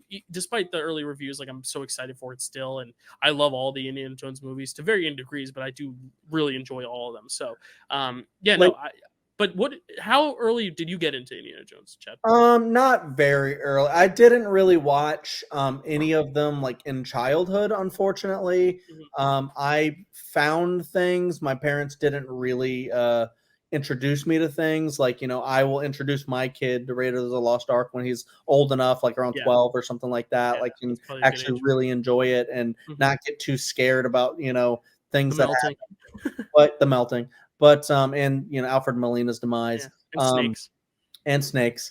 But I'll tell him, if Indy can handle it, you can handle it. Oh, nice. But no, I came into it a little later, basically when I started to get more into watching movies, and I was like, let's watch the Indiana Jones movies because people. So a little bit later, kind of similar to you, but you watched them earlier than I did. So that's pretty much all my indie merch And currently. Monopoly is But really cool though. Yeah. I just got that. I'm so excited to play it on a future game night. But yeah, I recognize that it's just such an iconic franchise that no matter what indie movie you have, it's going to be fun. And I know a lot of people hate Crystal Skull and might be mixed on Dial of Destiny, but they're fun adventure movies. They might not be as great, I don't know, as the original three. Some people disagree. Some people hate Temple of Doom. So, I don't know. It is what it is, but they're all very fun and iconic. And, I don't think you can go wrong with an indie movie. There you go. Well, the Academy definitely didn't go wrong because it won 5 Oscars. It was nominated for 9. It wins Best Sound, Best Art Direction, Best Film Editing, Best Visual Effects, and they actually did a special Oscar to award the sound effects editing, so like the mixing of it all together. That was before sound was 2 different categories. So it technically won 5, and then it won. It was nominated for Best Picture, Best Director for Steven Spielberg, Best Original Score. Didn't win a Best Original Score, still salty, and Best Cinematography. Yeah, a lot of that dirt and stuff, it gives off, there's the gold of the Ark, but there's also the kind of reddish quality of the dirt, you know what I'm saying? Like there's really great shades of browns and reds and reds. Reds, directed by Warren Beatty, written by Warren Beatty and Trevor Griffiths, cinematography by Vittorio Storaro, music by Stephen Sondheim and Dave Grusin. Dave Grusin, yep. Yeah. Starring Warren Beatty, Diane Keaton, Edward Herman, Jerzy Kosinski, Jack Nicholson, Paul Sorvino, Maureen Stapleton, Nicholas Coster, and William Daniels. Synopsis: a story about the life and career of John Reed and his relationship with Louise Bryant. There you are. And I opened with the score for Chariots of Fire and Raiders, so I'll open with a score here. Dave Grusin did the score for On Golden Pond, so he's doing 2 scores this time. But yeah, as soon as I saw music by Stephen Sondheim, I jumped out of my chair. I was like, "Holy shit!" Because people who know me know I love Sondheim. I love obviously musical theater, but Sondheim is like the voice of musical theater. He's the Spielberg of musical theater. So to see him in that he did a film score for this for Warren Beatty's passion project, I was like, that's pretty cool. But yeah, let's talk about the movie, Chad. What do you think of Reds? Reds is interesting. I remember going through the list. It's interesting. I was going through the slate, and typically, when we get the list of movies that we're going to watch for that year, we'll check to see, what's streaming, stuff like that. How do we get access to it, and then how long are they? I got to watch 5, sometimes 10, and it's going to be 10 for the foreseeable future with newer years. Too, how long are these?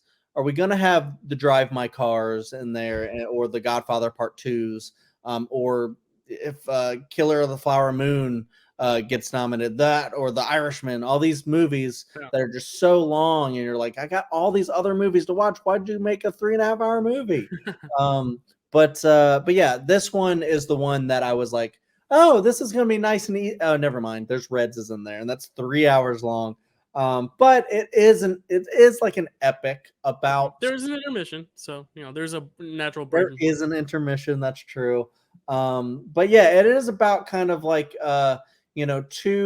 people, they're both writers, and I think he's a little bit more accomplished than she is, but they fall. He's almost like a celebrity to her initially. Yeah, that's true. They fall in love. They have their fights. They have affairs. And fall in and out of love, and and then he wants to really dedicate his time to this cause of promoting,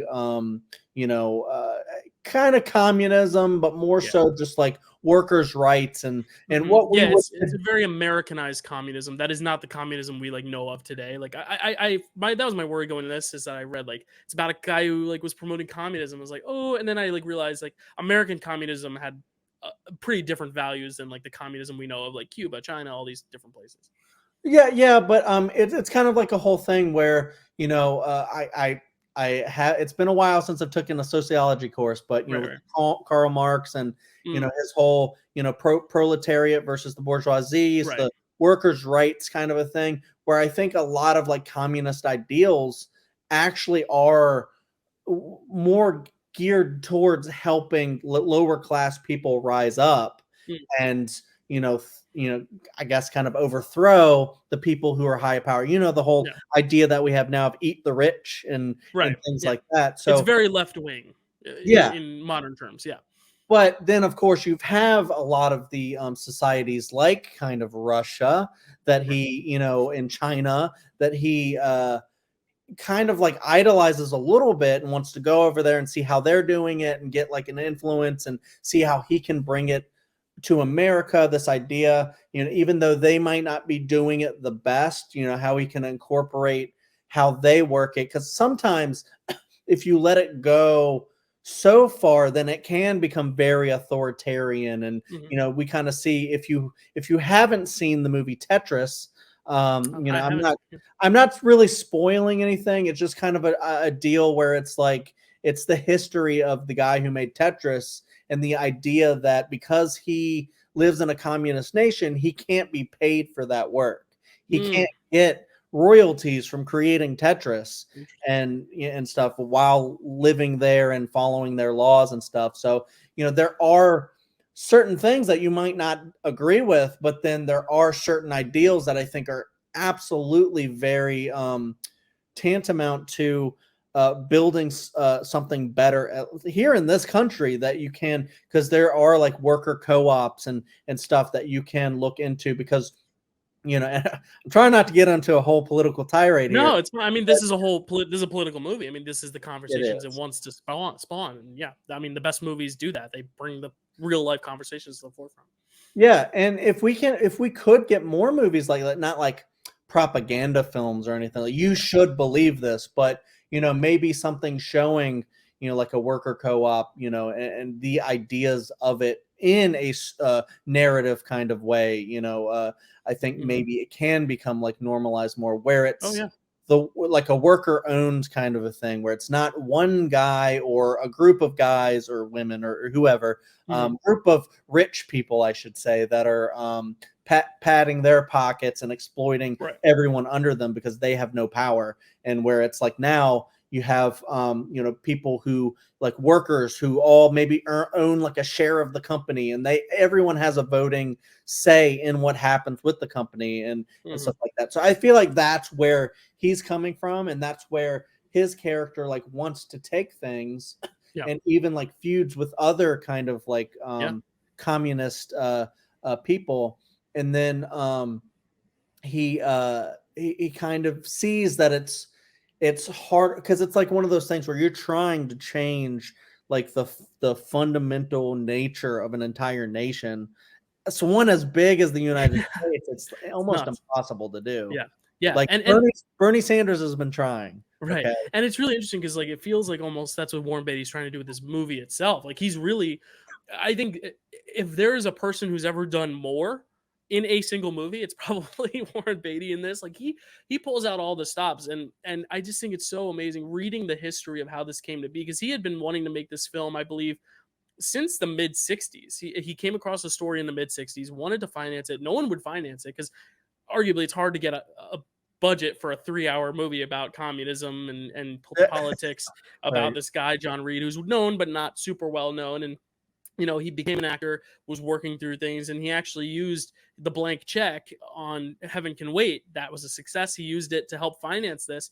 But it's being financed and made within the shadow of Reagan's presidency by a Hollywood Paramount Pictures is making this. This isn't some indie film that he's able to make and release that kind of catches on to people. This is a high profile Paramount Pictures Hollywood release criticizing a lot of the things that are going on with the actual president of the country at the time. Like Reaganomics is happening while this film is being released, and then Reagan showing this at the White House, shaking Warren Beatty's hand. Like it's this crazy thing that this even got made. Like I'm just amazed at the feat it took to make this film, and then reading about how long it took to film it, and it took a year and a half to edit this. It took a year and a half to edit this film. Like it's kind of one of those things where regardless of how well or how much the film itself speaks to someone, just the overall craft and the amount of passion in a passion project can Yeah. sometimes transcend all. And that's kind of like what I'm getting at with this film is like I'm watching this, and even in the moments where I'm like, all right, what's going to happen next? I'm kind of over this moment. Let's see what happens. I'm still like, wow, like this is still like he's doing all this. Like this is his passion project, and it's sometimes really cool to see an actor or a director's passion project kind of come to light. And he's putting himself in the lead role as well. And this is such a long spanning time period in this movie, and you can kind of see him kind of wear down as the film goes on too, probably because he was worn down behind the camera and in front of it.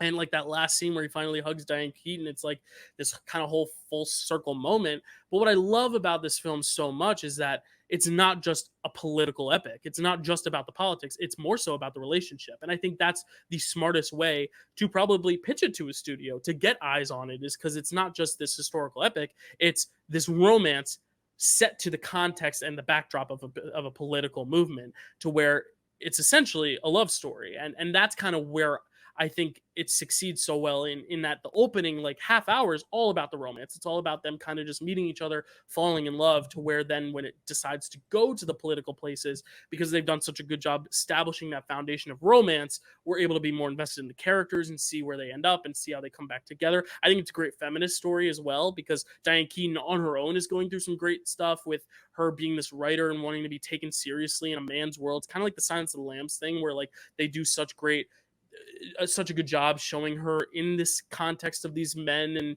and how she's able to kind of transcend that. And they go through their arguments and their breakups, and they cheat on each other, all this stuff, which is awful, but like they come together at the end, and it's kind of like this whole thing where love kind of conquers all. It's an On Golden Pond thing in a much more extreme way, where like it's always about the couple at the end of the day and how they are there for one another or not. And I don't know. I just was so stunned that this came together and that this was made and was financed and put out in a Hollywood, studio, and the fact that he wrote, directed, starred, and acted. Like it's so amazing that like one guy was so passionate to put this out, because a film like this would never be made today, at least on this scale and this budget and this status. So I was just swept up by that. But I really do love the romance. I think the acting is great. I love seeing Jack Nicholson play like a very reserved character. He has some tragic moments in this thing where you're just like, oh, you ache for him, because he's in love with her, but he knows whenever Reed comes back home, she's his, and that kind of sadness. And I'm a Eugene O'Neill fan too, because I'm a big fan of his plays. So just seeing him portrayed by Jack Nicholson was cool. Like there's just so many elements of this thing I really, really like. Is it long? Yes, but I was in it 100%. It's like JFK for me, and I know we disagreed on JFK, but like I was in it from moment one, and the time I never felt the time. I felt the time in a good way, where I felt like I had fully engrossed myself in these characters, but I never felt like, oh, is this over yet? Like I was fully engrossed. I love it. Yeah, no, I mean, it's interesting because you did say that this isn't an indie film, and because that's the film that we talked about last, right? So it was the indie film. So right. See, anyways, back on to Reds. I had the exact same thoughts. I didn't know if that joke would work. Wow, that was amazing. Wow, because I was like, the last film was not an indie film. That was a big budget Spielberg film, and I was like, oh, it's an indie film with a Y. Oh, right. Chad, you're a genius. You're a comedic genius. Thank you. Wow. Head of my time. John Mulaney, he needs to give his job up. Oh, damn. Shots fired. I just went with my favorite comedian. Sorry. Oh, gotcha. Insert favorite comedian here. Give Chad his job or her job. Oh, gotcha. Okay. I thought you were taking shots. Never mind. No, I'm saying you should be. No, like that was so good that I'm mad. I'm mad that any other comedian. I'm mad other comedians didn't think of it first. And if they did, they didn't make it a big enough joke to where I heard it first from you. So they weren't here in this specific situation to have the opportunity to make that joke. But back to Reds. No, I completely agree with pretty much everything you've said. And actually, like you're kind of like making me like the movie even more just by talking about it, because like I'm glad that you like the movie so much, because it is all the things that you said. It is long, and maybe I didn't I wasn't like the whole time. Right. Imagine that's you the whole time where I'm just like, on the edge of my, just like watching it for 3 hours. Like I may have exaggerated. I wasn't like that, but I was definitely like, oh, I was more like this, not like this. I'll admit though, this movie for me was a little bit like Tess, Okay. referred to a different Yeah. episode where I The just year before. not the same. Okay, not the same movie type, Right. really, but the fact that they're both long and I watched them both kind of in chunks. Mm-hmm. I didn't get the full Right. 3 hour and then intermission. Okay, do I have time to run to the, kind of a deal. I didn't get that experience. I did really like it, but then also I had the same exact thing I was going to bring up where you talked about like Jack Nicholson as the reserved character, because Mm-hmm. I'm like watching this and then I'm just like, I'm used to seeing him as the crazy ass Jack Torrance, Mm-hmm. where he's pretty much in crazy the entire movie. That's Crazy also the ass. year before. That's 1980. Tess and The Shining are the year before. Exactly. And the crazy ass Buddy Rydell and anger management, and even has some crazy in him in Chinatown and stuff like that. Oh yeah, Um, the Joker. but yeah, exactly, the Joker. And in this, he's just a guy, and I don't know. I just like found that really kind of interesting because I'm like, I'm used to him being crazy. Like, what is he? How is he doing this right now? Like, Yeah, he has I don't this. know if it's like we need to get Jack Nicholson because we need people to have like go see this movie, or if it's just like Warren's like I like Jack, I want to use him in my movie, or if it's like Jack is perfect for this part because Yeah. like I it could have gone down one of three ways and I don't know which one it was, but I mean for Warren Beatty to get the budget and then also be like, yo, Gene Hackman, Jack Nicholson, you guys won some Oscars last decade. Where you want to be in this movie? Like the fact that and they're playing bit parts too. Like Gene Hackman's barely in it, which is amazing. So.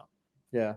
Yeah, and like I don't have a lot of experiences with Warren Beatty except for Mhm. like Bonnie and Clyde, Right. which I didn't adore Bonnie and Clyde Mhm. personally, but I did really like this one. Yeah. And I'm excited now to go watch Heaven Can Wait Mhm. and Tracy and stuff like that Yeah, because we I've did also watch Bugsy for 1991, but I remember I didn't like heard that one. I know you I think you liked it more than me, but I I I didn't like care for it. that one. And Yeah. I thought that he was really good in it. So I think like all the movies he's in, he's just very good, Mhm. and knows his characters really well. And yeah, I think he did a really really good job with this one. I do kind of wish it was a little shorter, Yeah, and but that's fair. it And does it have the yeah. intermission. So Yeah, I was gonna say I think also the talking head segment I think is what is most criticized online because it's like, do we oh need that? And I think that adds a lot of time padding too. But like the actual real life, the people who lived at the time, they do little interview segments throughout, and I personally like it because I think it kind of adds a quality and texture and yeah, makes it feel almost realer and more raw and authentic. But I get why some people are like, all right, is it necessary? Do we need to really hear all these testimonies? But I think it almost kind of if you're gonna go for broke, if you're gonna make your passion project epic, like throw it in there. Why not? Like, if yeah, you can do it, because I feel like this is him just kind of pulling all the stops. It's not all gonna work, but he's like, I want to do this, I want to do that, I want to make this big ending sequence of action too, and I want to make these romantic sequences. Like he almost wants to do it all, and sometimes that's a little detrimental. But I'm glad no one put a stop to it because I think every director yeah. deserves one of those, like where they just get to do whatever. And sometimes Or after that, then you can restrain them. I was gonna say, or if you're Scorsese, you Yeah, just do it every time, Scorsese, Spielberg, yeah. and just do Um, it every time now. James Gunn at this point has that How luxury, long do you like want to make it, Scorsese? 6 hours. All right, whatever. Let's do it. We'll put it on Netflix. We'll put it in little chunks for people. mhm, yeah, But yeah, no, I actually agree with you here. I liked those little talking head thing because it's like I think it adds like that, like because it is like a historical piece about a man, and so like it's like it's real people talking about their experiences, right? And mhm. I feel like that kind of like is similar to when Harry met Sally, when you have the people in Yes! relationships Oh talk. my god, yes, I forgot Yeah. about that, yeah. So I feel like that kind of storytelling actually kind of works. Doesn't correct me if I'm wrong. Doesn't Love Actually have something like that too? Yeah, I can't remember if it's real people or, like, act no, I think it is real people, yeah, I think it's a similar thing, like, I really like that style because it's, Yeah. like, kinda documentary, but also real I mean, I don't know, but I wish more films did it, but it does take up a lot of time, like, there's, like, sometimes 5-minute chunks here and there where if you got rid of all of it, it would probably shave off, like, 40 minutes or a half hour maybe, but again, intermission, I don't know. And you never know because like it's not really fair for me to because it's an epic story about a guy. I think I was just trying to figure out where it was going. So I True. think maybe upon rewatch, I might dig it more and Mhm. like not mind the time as much, especially if I have the time to sit down and just watch it, full. Mhm. Because there are some movies like Blade Runner 2049 and Inception and stuff that I don't feel the time at all. I'm just there the Right. whole time and I love it. Mhm. So I Yeah. do get Yeah. that. Titanic, 3.5 hours. Titanic, I don't give a fuck. Yeah, we'll get there. We'll We'll get get there. there. We'll do 97 at some Pump point. pump the brakes. Yeah. So yeah, I'm a fan. I'm not like it's not. I don't want to say it now, but it's not my number one. But Yeah, like it is really good, and I'm glad we watched it for this because otherwise I don't think I would have sought it out, which is cool. And then Maureen same here. Stapleton also she wins the Oscar for this. Her role was great, but I think because I knew she won the Oscar, I was waiting for like a bigger Oscar moment. But she has good moments throughout, but I was like waiting for a little bit more. But again, it's she did great. So And we can also get some more, out of this by doing a Warren Beatty ranking at some point because true, that we would can be Dick fun. Tracy because honestly his directorial work is not that long spanning. I mean, he does. I think Well, I mean, we Scott. could do his Yeah, key acting and I don't know. We'll figure it right. out. Well, because in terms of direction, he's only directed 5 movies: Heaven Can Wait, Reds, Dick Tracy, Bulworth, and Rules Don't Apply. He's produced and written, I think, like 8 or 9. So you could do that. You could just do like a list of the ones that he's written, produced, or directed, because that's a total of 10 films. So that's 10 films that he had a hand in either writing, producing, or directing. The other ones that he's acted Oh, in there's a few more, but he does um have quite a few. Yeah. Okay. yeah, but No, you'd you're right. think he would do more though. You'd think he'd do more, but in terms of directing, it's only 5, producing it's 10, writing it's 7. So and they're all within the same. He like wrote Shampoo, he produced Shampoo, but he didn't direct it. He Yeah. produced Bonnie and Clyde. He Those. You're he right. wrote Those Ishtar. those 10 where he was extra involved. I think that would be a really good Yeah, ranking. including Love Affair, which is a remake of a 1939 film I think we watched called. Yeah. Was that also called Love Affair? Yeah. Love Affair. I Yeah, remember that. so he did the remake of that. So yeah, like Cool. really interesting career, and I do want to dive in more too because my first introduction to Warren Beatty, I'm sure we brought this up when we talked about Bugsy or Bonnie and Bonnie and Clyde Clyde. was him presenting the La La Land Oscar. Right. Yeah, That's because it's him and Faye Dunaway. It's Bonnie and Clyde came out to present the award, and then she got the best actress envelope and whatever. So I was like, "Fuck that guy," but now I'm like, "Oh, he's right. really good," and I think he's actually a really good performer here too. Because I know we're talking about his like filmmaking, but like I think he acts his ass off here Oh, too. he's so good. So Yeah.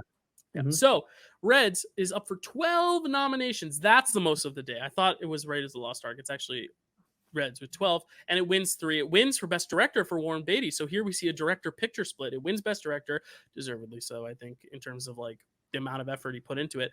Supporting Actress for Maureen Stapleton, and then Best Cinematography. It's also nominated for Best Picture, Best Actor for Warren Beatty, Best Actress for Diane Keaton, Best Supporting Actor for Jack Nicholson, Best Original Screenplay, Best Sound, Best Costume Design, Best Art Direction, and Best Film Editing. And this is the only one that does not get nominated for score, even though Stephen Sondheim, whatever. Anyway, we are done now talking about these 5 films. Now it's the time to rank these 5 films. And I don't know if we necessarily will have the same ranking, but let's see. I think I know what our bottom and our top is. So let's see what the 2, 3, 4s are. But Chad, why don't you take it away with your number 5? My number 5 is Chariots of Fire. That would also be my number 5. What's your number 4? I was thinking about switching, but I'm going to keep it the same way. Number 4, Reds. Okay, so our ranking is not the same. My number 4 is Atlantic City. What is your number 3?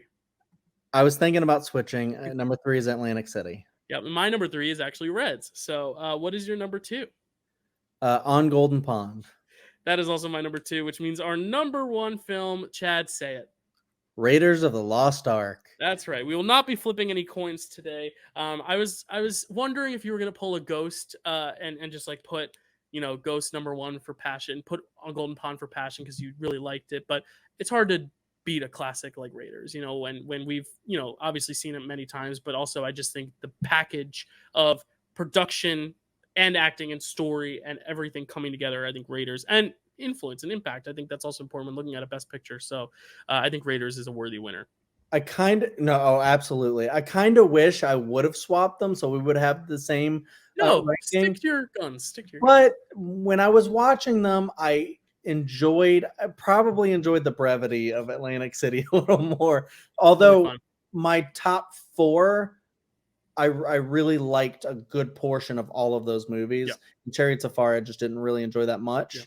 But also, you mentioned Ghost, so I just want to still say the reason why that one's different is because I have such a grand nostalgia for Ghost, True. and I don't have any nostalgia for Yeah. any of the It's movies. more so picking a movie that's liked over like what is considered to be like the movie of that. Like Goodfellas was like everyone's, but that's what makes this show so special, is because we have different tastes and we pick movies that we love, and sometimes Didn't I we'll have still best put pictures as well. Goodfellas number 2? Yeah, no, but that's my point though, is that like it's interesting because like sometimes there's a clear favorite going in. Like 1977, everyone would think, oh, it's going to be Star Wars. 1975, it's going to be Jaws. But if we remember 1975, you had Cuckoo's Nest at number 1. So I think that's a really cool thing about our show, is that we can kind of spread the wealth and kind of just like show off the films that we like. Not necessarily that public tells us we have to like, No, I 100% agree with that, and that's why I never feel like I can't go against the grain sometimes. But it's really a lot of the times when I'm going against the grain is typically like number 2, unless I just have a really hot take. Right. And in those situations, I'm like, I have to go with the one that I like slightly more, but it's like that 1-2 situation where I'm like, can I just award both of these? And that's kind of like the same thing as not here with, I think Raiders is better than On Golden Pond. Right. But, with like Ghost and Goodfellas, I would have given both of those the win could I have. Yeah, and it's interesting because like for me, the battle was On Golden Pond versus Reds, and which one I liked is 2 and 3. But I think Golden Pond I would like to rewatch more, whereas Reds I think is probably a better cinematic achievement. But I do think, personal preference, I like On Golden Pond more, so that's why I put it at number 2. But yeah, solid slate, especially that the top of the top. But Raiders is our best picture. Now we got to get to our best actor and our best actress. So Chad, you were first for best actor this time around. So tell us which actor, and there are some good ones. I know some people might be thinking, oh, there's an obvious for both, but I think there's a good plethora to choose from, even if we do end up going with some of the more obvious ones. But who is your pick for best actor? There is a lot of great ones in here that I just wasn't expecting, because I was just thinking about the obvious. And then that's why I'm like not that mad, or not that, I don't feel that bad for you, because you have so many you can choose from. I know. I'm excited. But I am choosing Harrison Ford as Indiana Jones. He's just so iconic. Like the other, we talked about him, so I won't mention the names even still. But there are so many great performances in these films. But he's the one that will stand the test of time above all the other ones, and it's just because he's so fantastic. Just his character, just in general, just hating snakes. And just all his like kind of gruffness, but then he's got that like really smart. He's smart but adventurous as well, and it's just like he just makes it like a really full character. Like so much so that in Crystal Skull and stuff, so many people feel like the character was betrayed and the franchise was betrayed and stuff like that. And that's how big this character is, and so important to so many people. But he's just so fun, and Harrison Ford, no one else can play that. Like I know people are like, I think there isn't young Indiana Jones, and people are like talking about like the future of the franchise, and someone else can come in and play. They will never be Indiana Jones. Yeah, I remember there was a campaign to get Chris Pratt to do it, and I was like, guys, just because he's like good in Guardians doesn't make him the go-to to replace Harrison Ford. There was one point where Chris Pratt, after Guardians, like when blew up his career, he was gonna be like the new action hero in every franchise, and they were like, he's Jurassic World's guy. He's gonna be Indiana Jones. He'll probably be Harrison Ford or Han Solo at some point, and stuff like just like totally take over Harrison Ford's life. But yeah, no, I have to go with the most iconic character just because he's the one that you just have so much fun watching, and all the action and stuff like that. So, that's why I picked him. I just love that character. It's a great pick. And it's funny because we did say like the obvious one, but the Academy didn't even nominate him. So it's like, in the Academy standards is not obvious, but yes, that is the most obvious answer. But because he's great, because that character is iconic, and it would have been my pick too. So I think it's a great pick. But I did have two solid backups that I'm still struggling between. But I think I'm gonna go for the one that just I think surprised me more, just because like I was always like I always liked this person's performances, but I never really was like, wow, this is an actor. And I think it's kind of my way of also awarding his body of work in writing, directing, producing, and getting this film made. And I'm going to pick Warren Beatty for Reds, just because I think what he does in that film, from like kind of the charming nature of him in the beginning to see him kind of unravel, but still hold his ground. And he has so many ebbs and flows of high energy to low energy. I just think he really encapsulates so much in his role. And there are two actors that I didn't mention that neither of us mentioned, Henry Fonda and Burt Lancaster, who are also very, very solid in these films. But I do think we may have another opportunity to award them later, at least one of them for sure later. But I just think Warren Beatty, I was never the biggest fan of him. And now seeing him, I was like, wow, this guy's awesome. And I'm drawn to him and he's so good that I feel like that's my pick. Like if I had to point out the one performance that I was like, wow, you're really impressing me, that's the one I picked. So, but great acting all around for sure. Yeah, Cool. absolutely. Yep. So now we're moving on to Best Actress. And this is tough too, because now I'm like, I have another 50-50. I have two that I'm between from the same two movies that I was between for actor. And it's tough because there's one where I'm like, if I give them the win, they're going to... I'll say it because I'm going to pick them because I think it's just the best performance. And I can't believe it because she's going to win her fourth Picture This award, and that's Diane Keaton. I'm picking Diane Keaton also for Reds. You know, this is my number 3 film, but the two acting performances I think are why I like the film so much. And Diane Keaton, she won for 2 of the Godfather films and Annie Hall, but like I really think this stretch of a career from 1972 to like the early 80s for Diane Keaton is just so stacked. Like she was the best actress working those like 10 years, I think, in terms of just the roles she was doing and the performances she was giving. And then I think Meryl Streep kind of took the baton, but I really just think Diane Keaton is so good in that movie, even more so than Warren Beatty, because she's got a lot of the emotional moments. And I think I've learned through Picture This, which is something I couldn't say 2 years ago, that I think I'm a massive Diane Keaton fan. Because like I always liked her, but I was like, I think after watching the Godfather films, watching Annie Hall, liking Annie Hall more, because I didn't used to like Annie Hall, and now watching Reds, I'm like a full Diane Keaton fanboy. So like I'm happy. I'm gonna go watch which one is she in? Book Club, 80 for Brady. She's in one of them. I think she's in 80 for Brady. No, she's in Book Club. I don't remember. But anyway, I want to watch some of her later work too, because I am a big fan. But yeah, I just can't ignore what my personal preference is, and that's Diane Keaton. But I was between her and someone else. I wonder if you'll pick that person or if you've got somewhere else you're going to. But Chad, who's your best actress for 1981? This is so freaking hard because I know, dude. I had two in my head, and one was the one that you just picked. Okay. Until like I started watching some of the other ones.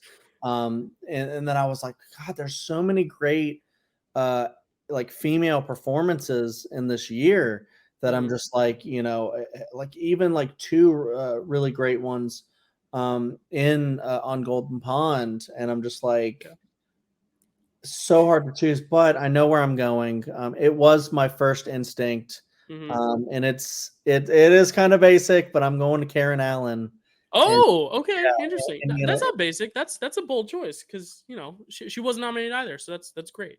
I love that. Well, I mean, I'm going with like the not just the iconic nature of it, but I think because the ones like the ones in On Golden Pond and Atlantic City are great. Like I love Susan Sarandon, Hepburn, and Jane Fonda. I think they're all so great in their own ways. But I think what really works for like your actress and my actress as these characters in these films specifically is just how fiery they are and how, you know, not yielding. Like they're the kind of like, you know, women who, you know, with like feminism is like not the ones that are just going to get bowled over by a man.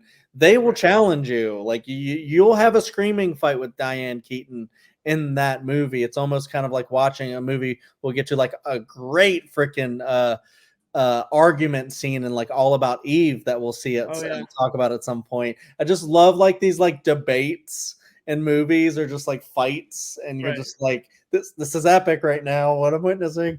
Yeah, you're like watching history unfold before your eyes, like film history. But Karen Allen, yeah, I just love like how you're introduced to her character. She just like outdrinks this guy, and then and then like later on, when she's kind of like the Leia, in a golden bikini type of thing, where she's kind of like at the mercy of this guy. Like, she's like smart and she's trying to like find a way to get him drunk and, escape and, like pretend to be like, dumb and stuff. And, I just love how her character is so smart and like kind of just badass in her own way. Oh yeah. In this movie. So she adds so much to it. And remind me, in Temple of Doom, it's a completely different actress, right? Yeah, because it takes place before Raiders, so it's technically his first film. Oh, that's right. Yeah. And you can kind of see, just looking at the two actresses, like nothing against that actress, but she is not written well at all. And she is so annoying. She's just made to be this person that just reacts to everything and screams and gets scared and is intolerant and just all this stuff. Kate Capshaw is the name of that actress. Just and nothing against her, but like that character is written so poorly. I feel like that Karen Allen in this remind me of her Miriam. What is her name in the movie? In this one? Yeah. It's Marion. Yeah, Ravenwood. That's right. And she is so well written. So just even like looking at those two movies, you contrast and just see how great her character is written and how great she is in that role. So it's a great pick. I didn't think it was a basic pick either, because like I think the basic answer would have been Katharine Hepburn, just because it's like her final Oscar, like and that's where I thought you were going, but that's not to say that this is the wrong pick. This is a great pick, and I honestly think Katharine Hepburn will also have her time to shine on the show. Yeah. But yeah, I think that's awesome, and we both made Picture This history because, like I said, Diane Keaton is getting her fourth Picture This award after Godfather 1, Godfather 2, and Annie Hall. This is her fourth. And Harrison Ford makes it to the Hall of Fame after I gave him the award for Star Wars. You gave it to him for Raiders of the Lost Ark. So Harrison Ford is now in the Hall of Fame as well. But just to recap, Raiders of the Lost Ark is our best picture. My best actor is Warren Beatty in Reds. Chad's best actor is Harrison Ford in Raiders of the Lost Ark. My best actress is Diane Keaton in Reds.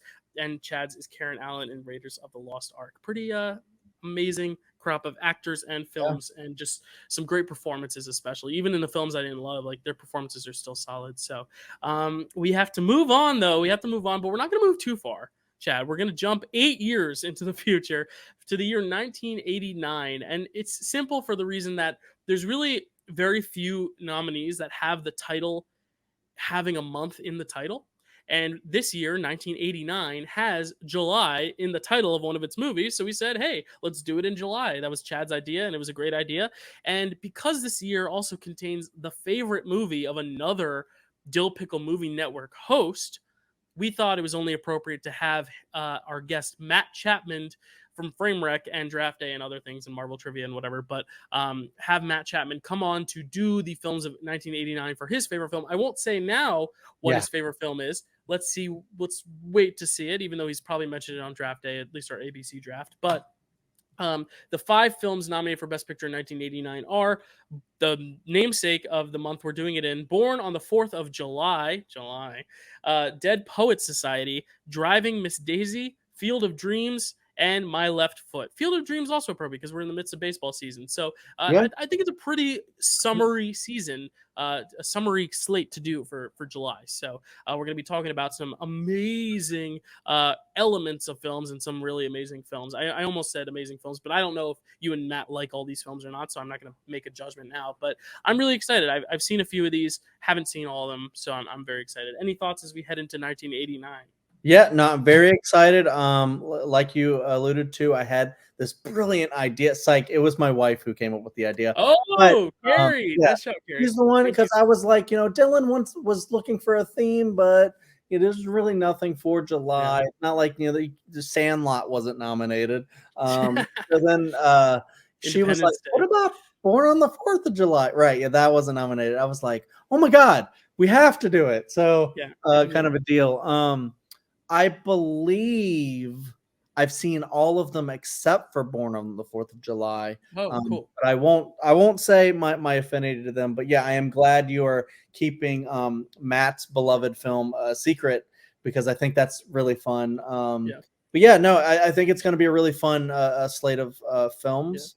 Yeah. And just, I might as well say it now, Chad, because we're giving Matt the gift of coming on our show, we're going to give Chad the gift of coming on Frame Rec, and that's also going to be announced on an episode of Frame Rec soon. But we'll have Chad coming on. I won't say which year yet, but Chad is going. We cover Oscars on this show, but Frame Rec is about So Bad They're Good movies. So we're going to cover a year of Razzies on that show, which is going to be a lot of fun. So it's going to be like a Frame Rec picture this crossover month, which is going to be awesome.